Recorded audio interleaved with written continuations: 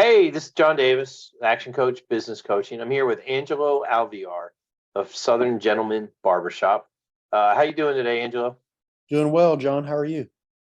I'm doing good. I'm having a great day. We've had some good talks the last hour or so. Um, just if you could just explain, Southern Gentleman Barbershop, tell us a little bit about your company and how you got there. That would be helpful. Yeah, Southern Gentleman was established in 1975, and I am the fourth owner, and taking on the tradition of classic men's grooming, men's only kind of barbershops. Southern Gentleman, we like to make sure that our service is more thorough than your typical chain chop shops, and a little more relaxing because for a lot of men, the barbershop is the only self-care thing that they go out and do. So we try to make sure it's very comfortable, relaxing, or energizing if that's the kind of person you are. Whatever you need, we tailor the haircut and the experience to fit you. Okay, cool. And why did you get into being a barber? What got you there, and what made you say I want to own a barber shop? Well, I've always been interested in barber shops. Growing up, I was always excited when my dad said it was time to get a haircut. Would go and see all the old guys cutting hair and hear everybody talk about what was going around town. And so barbershops have always been very nostalgic to me. But in 2011 or so, when YouTube really took off, barbers started recording their daily services and their experiences, and I was drawn to that, the way that you could create with your hands, the way that you can engage with a person and begin to form a relationship with them, where you know some things that maybe they haven't told anybody.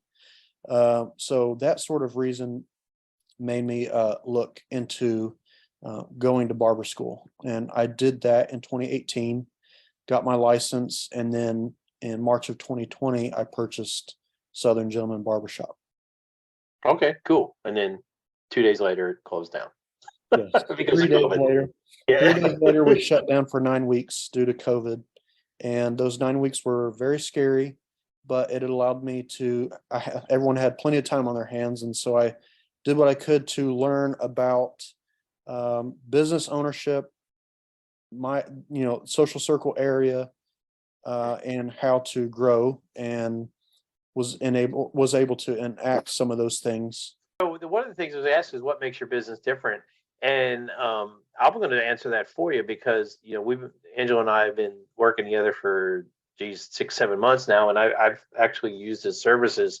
And I'll be honest, I'm typically one of those chop shop haircuts. I'm ready for another one. I'm going to see Angelo tomorrow, but it was different. It was a different experience, and when I left, I felt better. Like, and I don't get all the pampering and all that, but still, it was a good discussion.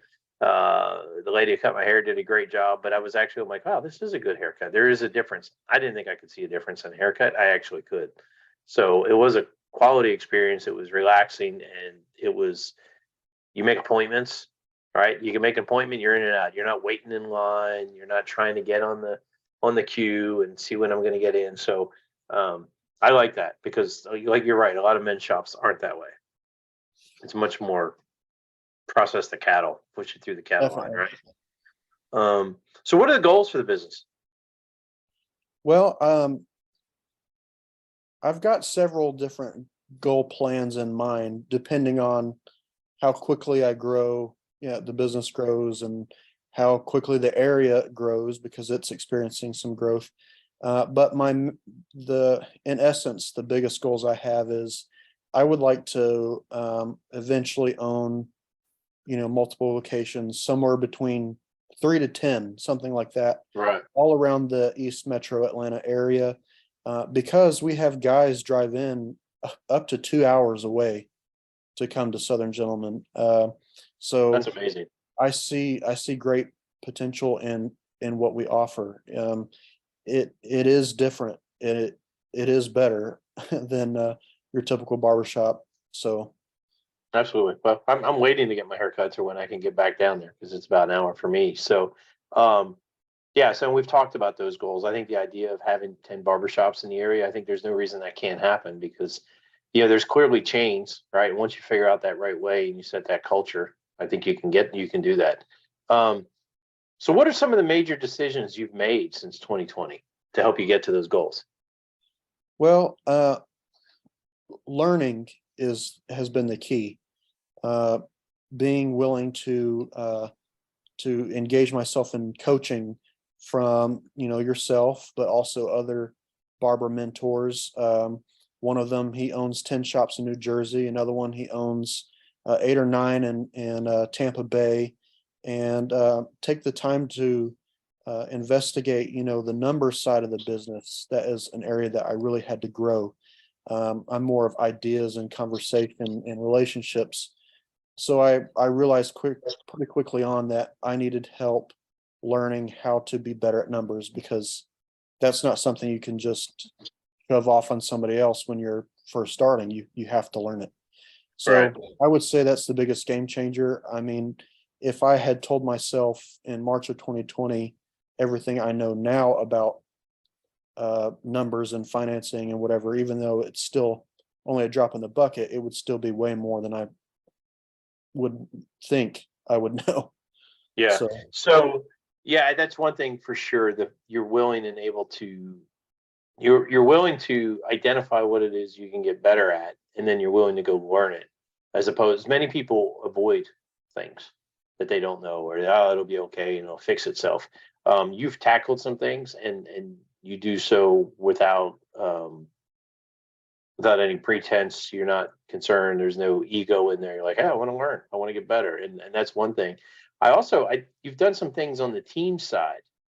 What's been your, on the people side, what do you think you've done there that's yeah, been most important? I think that's actually it. It's also what makes us different than me, our shop different than other barbershops, because a lot of times barbershop owners can be very territorial. They're worried that one of their barbers is going to open up next door. And of course, that's a legitimate fear, but I really want to invest in the barbers that work for me, even if they do go start their own thing. Now, hopefully, I'm building an environment where they stay with me. And if they want to open a shop, they open a Southern Gentleman barbershop. But I really take the time to invest in barbers. A lot of barbers don't know anything about what their numbers are, what their retention rate is, what their rebook rate is, how much product they're selling. It's just a big unknown. So I've had to look into that, and I've also had to make sure that the ones that I have on board are willing to do what it takes to grow on their end, which ultimately puts more money in their pocket than it does in mine, but we both end up growing. Yeah, I think too. You and I were similar. We're amiable. We don't want to upset people, whatever. But you've made some tough decisions with some folks because you want them to fit the culture, and that's not easy. Some people won't do that as a business owner, and I think you've made some tough people decisions. But then I also like that you've taken the time to mentor some young barbers, to teach them the right way and bring them up kind of in the old school apprentice Mhm. model that people associate with 200 years ago. And then also some other things that you're doing to help other people that understand the barber, but now you're starting to teach them about the business and Yes. enlist their help and engagement. So I think you're doing some really cool things on the people side too. So people in education, I think, have been what I see kind of outside in or inside out, whatever we want to call that perspective, as being meaningful to your path. And I think they're going to pay off in the long run. So what's one thing you want people to know about your business?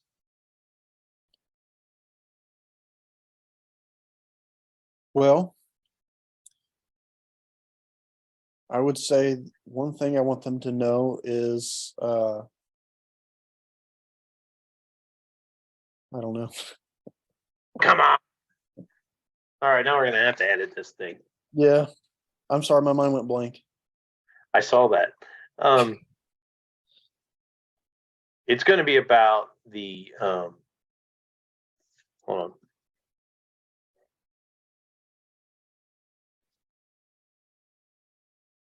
So Angela, what's one thing you want people to know about Southern Gentleman Barbershop?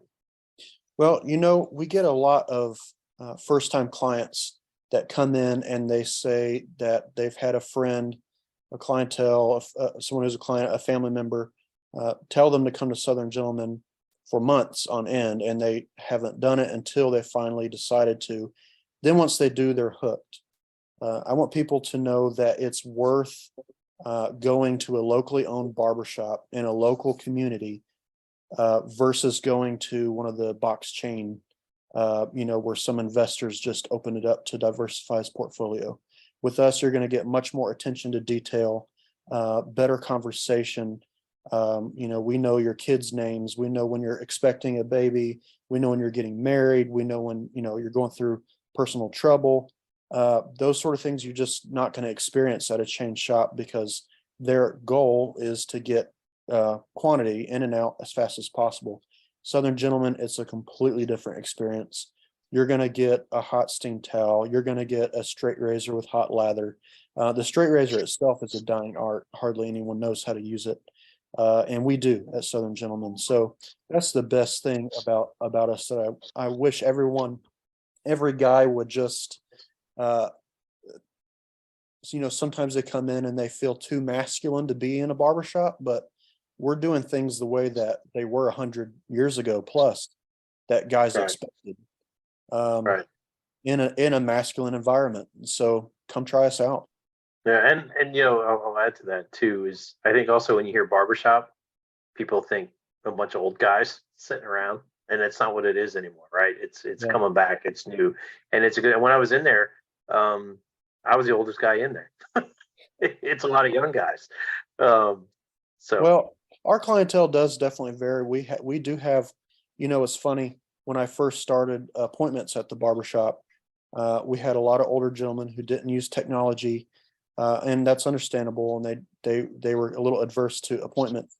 We had a gentleman, he was literally 98 years old, and he would get on and make his own appointments. So, it's a barbershop for guys who want a traditional, old school, 100 years ago barber experience in a modern way.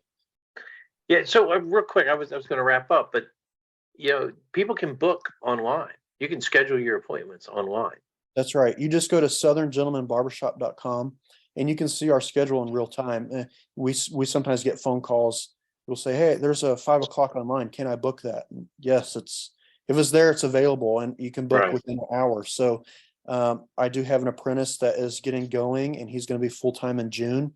So it's very possible that, instead of having to go to a barbershop and wait 2 hours before your appointment, you're busy, you've got things to do. You hop online, you book that. When you get here, we're going to get to you in under 15 minutes, but most of the time there's no wait at all. Right. And you can book it with a phone. You can book it on a computer, Phone, whatever. So laptop, computer. yeah, awesome. All right. Well, cool. Angelo, it's been fun working with you. I enjoy it. I'll enjoy how you tackle everything. And I'm looking forward to, as we build up to 10 or maybe even 20 barbershops here in the near future. So looking forward to hearing about it. And I hope everyone checks this out and checks out Southern Gentleman Barbershop. Thanks, Angelo. Excellent. Thank you, John. Thanks.